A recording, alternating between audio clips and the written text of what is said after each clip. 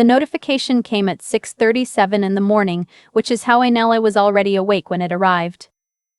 I had been lying in the dark for maybe an hour, watching the ceiling the way you do when your body has decided sleep is finished but your brain hasn't caught up yet. My phone lit the room for a second and I reached for it out of habit. It was my mother. "Honey, the gathering this Sunday is off. Your aunt has something going around and we don't want to spread it. Don't make the drive, we'll reschedule soon, promise. Love you." I read it twice. Then I put the phone face down on the mattress and stayed very still. The thing is, my aunt had sent me a text 4 days earlier asking if I was bringing dessert. I lay there for another 20 minutes running through the possibilities the way you do when you want very badly to be wrong about something. Maybe they really had just decided last minute.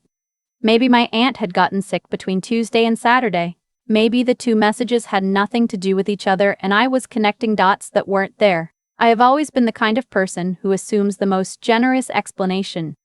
My therapist spent about 8 months trying to help me understand that this is not the same thing as being kind.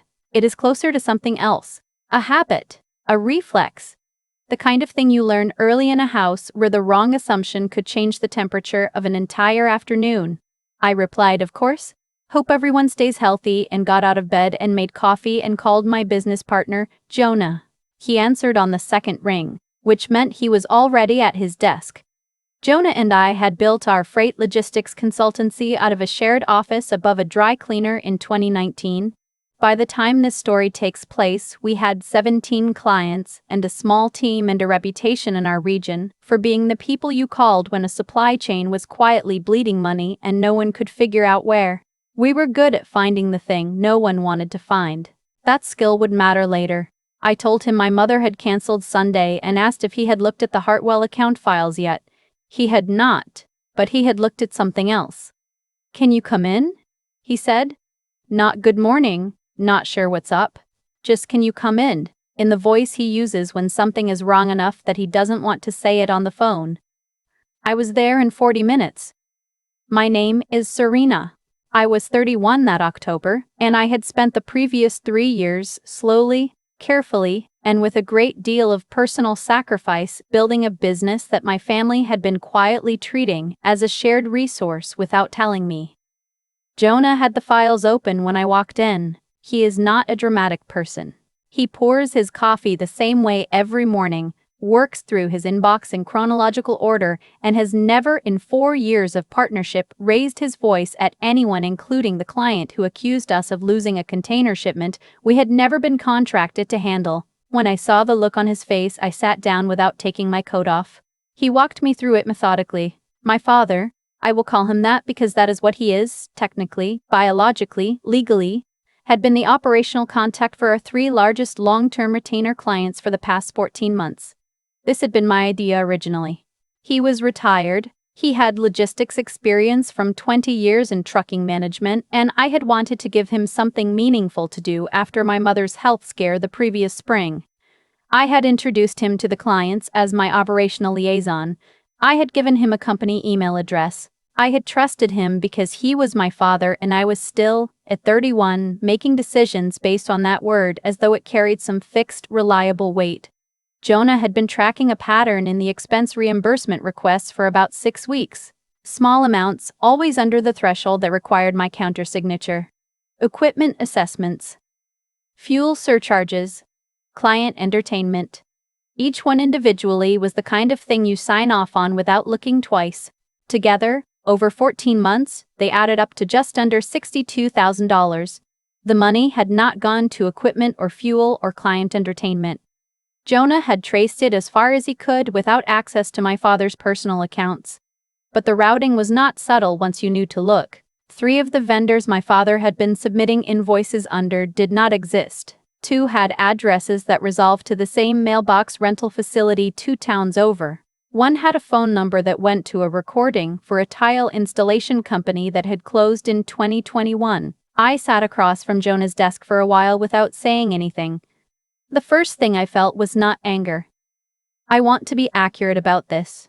It was something more like vertigo, the kind you get when a floor you have been standing on very confidently turns out to have been resting on a different floor entirely, one you did not know was there, and you realize you have never actually known how high up you were. My brother Kyle had been in serious financial trouble for about 2 years. I knew this the way you know things in a family where direct conversation is treated as a last resort, not because anyone had told me plainly, because of the silences in certain conversations, the way my mother changed the subject when I asked how he was settling into the new city, the second-hand comment from my cousin at Thanksgiving the year before about Kyle going through some things. I had offered twice, directly and without conditions, to help if he needed it. He had said he was fine both times. My parents had said he was fine. Everyone had said Kyle was fine in the particular way. That means nobody is going to tell you what is actually happening because they have already decided on a different plan. The different plan, as best Jonah and I could reconstruct it, was my company's operating budget. I drove home and sat in my kitchen for the rest of that afternoon. I did not call my parents. I did not call Kyle. I called my accountant, a woman named Deborah who has handled my books since year 1 and who I trust precisely because she has no personal connection to anyone in my life and therefore no reason to protect anyone but the numbers. I told her what Jonah had found. She was quiet for a moment and then she said, "Send me everything. Do not talk to your family until we know the full shape of it." I did not talk to my family for 9 days. Those 9 days are the part of this story that is hardest to explain to people who have not experienced something similar, because from the outside it must look like waiting, like passivity, like someone being very slow to react to something that should have immediately produced a reaction. But I was not waiting. I was watching. My mother called 3 times in that window.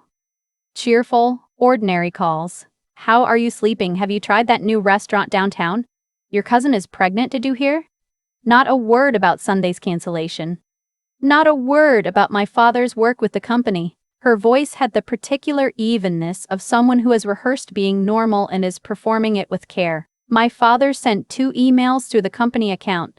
One was a routine check-in on a client relationship. The other was a request to increase the monthly discretionary allowance for client entertainment by $800, effective immediately. I approved nothing and said nothing and let Deborah and Jonah finish the documentation. On the 9th day, my mother called and told me that she and my father had been thinking and they felt it was time to have a real conversation about the future of the business, and specifically about formalizing my father's role in a way that reflected his contribution more accurately. She used that phrase, reflected his contribution more accurately. The same way you might talk about a salary review for an employee who had been doing good work. We agreed to meet for lunch that Saturday. I chose a restaurant near my office because I know the owner and he owes me a favor, and I needed to know I was on ground where someone would notice if things went badly. This is a precaution that I recognize sounds extreme. I am telling you about it anyway because it reflects where my head was by that point. They arrived 7 minutes late, together, in my father's car. My mother was wearing the blue blazer she saves for occasions she considers formal. My father had his reading glasses in his shirt pocket, which he only does when he expects to look at documents. They had prepared for this meeting.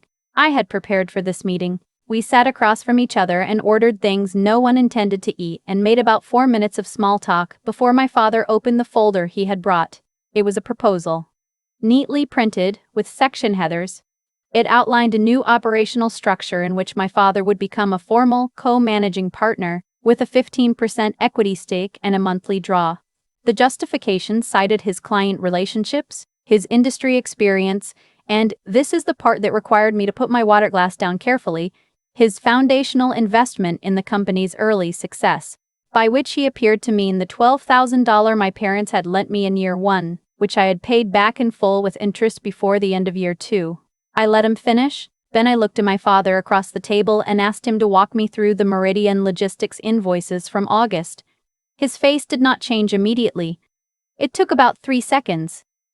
My mother's changed faster, a small tightening around the eyes that she covered by reaching for her coffee. He said he wasn't sure what I was referring to. I told him about the vendor addresses, the mailbox facility, the tile company phone number. I did not say it loudly. I did not say it in a way that could be heard at the next table. I said it the way Deborah had coached me to say it, evenly and with specifics, because specifics are harder to argue with than accusations. My father tried 3 separate explanations in about 5 minutes. An accounting error. A misunderstanding with a subcontractor. A system issue with the reimbursement portal that he had already flagged to Jonah, which was not true and which Jonah would later confirm in writing was not true. Then my mother said I was being paranoid, that I had always been like this, suspicious, always assuming the worst of people who loved me. That after everything they had done to support me, I was sitting across a restaurant table treating my own father like a criminal. I picked up my bag. I said, "I will be in touch," through my attorney, and I walked out of the restaurant and sat in my car in the parking garage for 11 minutes before I was calm enough to drive. Here's what I did not do. I did not call Kyle. I did not post anything. I did not tell the extended family. I did not do any of the things that would have felt satisfying in the moment and complicated everything that needed to happen next. What I did instead was call my attorney, a woman named Patricia who specializes in business disputes and who had been on retainer since year 2 for exactly this category of situation that you hope never arrives. Patricia sent a preservation letter to my father's company email within 24 hours. She also advised me on something I had not considered, which was that my company's annual vendor appreciation event, an event I host every December for our top clients and partners, was 3 weeks away. A catered dinner, usually 40 to 50 people, held at a private event space downtown. My parents attended every year. My father, in his capacity as operational liaison, had already RSVP'd. Patricia did not tell me what to do with this information. She simply made sure I had it. I thought about it for 2 days. I will tell you what I decided, and I will also tell you that I have thought about this decision many times since, and I am still not entirely certain it was the right one. I think it was necessary. I am less sure it was clean. I called my mother. I told her that I had overreacted at lunch, that I had been stressed about a client situation and had taken it out on the wrong people, and that I wanted to make things right. I told her that I hoped both she and my father would still come to the December dinner as my guests. I told her that I had something I wanted to say publicly about the people who had helped build this company, and that I wanted them to be there when I said it. Her voice in that moment. I have thought about her voice in that moment more than I expected to. It went from careful to warm inside of about 4 seconds. She told me she had always known I had a good heart underneath all of it, that she was relieved, that she was proud of me, that she would tell my father and they would both be there. I hung up and sat very quietly with what I had just done. The dinner was on a Thursday. My parents arrived with Kyle, who I had not expected and who looked, when he walked in, like someone who has been told they are getting something they are not sure they deserve. He was thinner than the last time I had seen him. He shook hands with 2 of my clients and said something that made them laugh, and I thought, not for the first time, that in a different version of this story, Kyle might have been someone I could have helped directly, openly, if anyone had simply asked. Nobody had simply asked. That was the thing. They had just decided. My parents worked the room. My father introduced himself to people as my operational partner, which was the 3rd time in my presence that he had used that phrase without it being true. My mother found the event coordinator and complimented the floral arrangement, and then stood with a glass of wine in a spot where she could be seen by the most people. They were comfortable. They believed this was already theirs. I gave the remarks I always give at this dinner, thanking the clients, naming the staff, talking about the year, and then I said that, before we moved to the final portion of the evening, I wanted to take a moment to address something that had come to my attention over the past several weeks, something that affected every person in this room who had trusted my company with their business. I nodded to Jonah. The screen behind me came on. Deborah had prepared the summary documents. 14 months of expense records, side by side with the vendor verification reports. The mailbox facility address highlighted in yellow. The closed tile company's phone number. The total figure at the bottom, in a font size that left no room for ambiguity. I did not narrate it. I let the room read it. The silence was specific. It was not the silence of a room that is confused. It was the silence of a room that understands exactly what it is looking at and is deciding how to respond. My mother put her wine glass down. My father said my name, once, in a voice I had not heard from him since I was a child. It was not anger. It was something underneath anger, something that knew it had been caught. Kyle left first. He walked out through the side exit without his coat and did not look at me as he passed. I watched him go and felt something I cannot name cleanly, not satisfaction, not grief, but something that held both of them at the same time and wouldn't let either one settle. My father told the room there had been a misunderstanding. When no one responded, he told me, at a volume that was no longer appropriate for the venue, that I had embarrassed the family in front of strangers. My mother had her hand on his arm. She was not trying to stop him. She was steadying herself.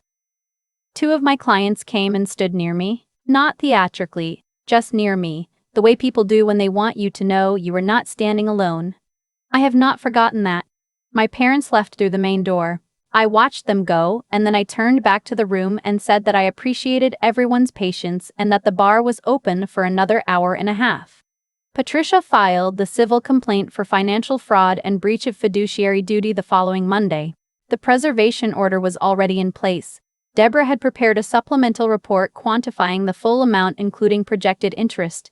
We had everything we needed arranged in the order it needed to be in. My father called 4 times in the 3 days after the filing. My mother left a voicemail on the second day that I have listened to once and will not describe in detail except to say that it lasted 6 minutes and covered, among other things, my ingratitude, my coldness, my failure to understand what family means, and the suggestion that a good therapist might help me understand why I have always had trouble maintaining relationships. I did not respond to any of it.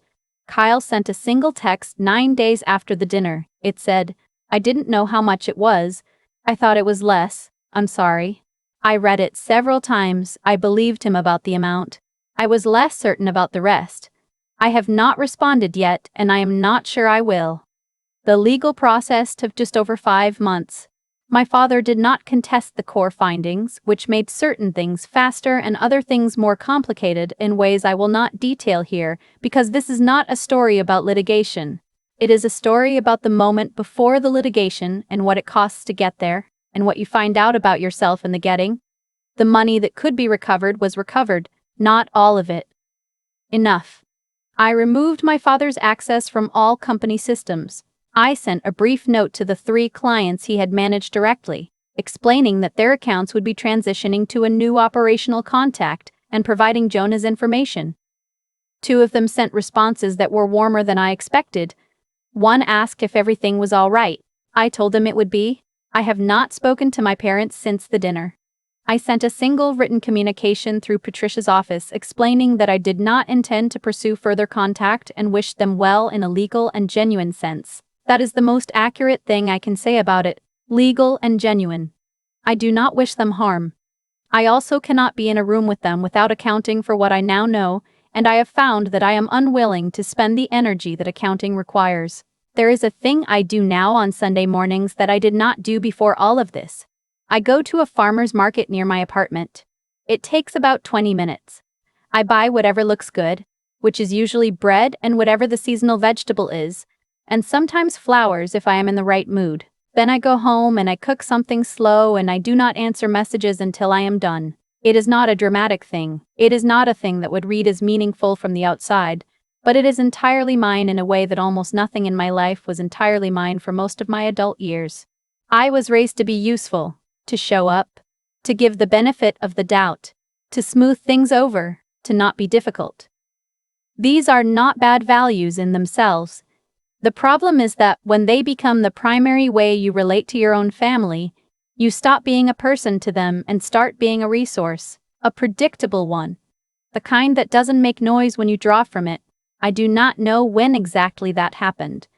I know I was still young. I know it was before I understood what was happening, which is how these things work. They settle into place during the years when you are still learning what normal is supposed to feel like, and by the time you are old enough to recognize it, it has been there so long that dismantling it feels like dismantling yourself. The business is doing well. Jonah and I brought on 2 new clients in the spring and promoted our operations manager to a director role she had earned about 18 months before we gave it to her. I hired a COO in April. Someone with no connection to my personal life, someone whose only relationship to this company is professional and mutual and clean. I think about Kyle sometimes. I think about the version of him that might have called me directly 3 years ago, when the debt was still small enough that it would have been uncomfortable but manageable, and said, "I'm in trouble. I don't know what to do. Can you help me figure this out?" I think about what I would have done. I know what I would have done. I would have helped him, not because I was obligated to, because I wanted a brother, because I still, then, believed that wanting something from someone you love is not the same as using them. He never made that call.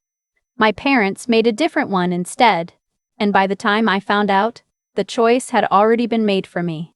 There is a question I've been asked several times since this happened, by friends, by my therapist, by one of my clients who I have known long enough that we have crossed from professional into something more like real. The question is whether I regret how I handled it. The dinner. The screen. The room full of people. I think about it honestly every time I am asked. What I come back to is this. The private conversation had already been attempted. I asked about the invoices at that restaurant table and watched my father try 3 different lies in 5 minutes. And my mother call me paranoid while his signatures were on documents that could have meant criminal charges if Patricia had chosen to push harder than she did. Private had already failed. What I did at the dinner was not a first choice.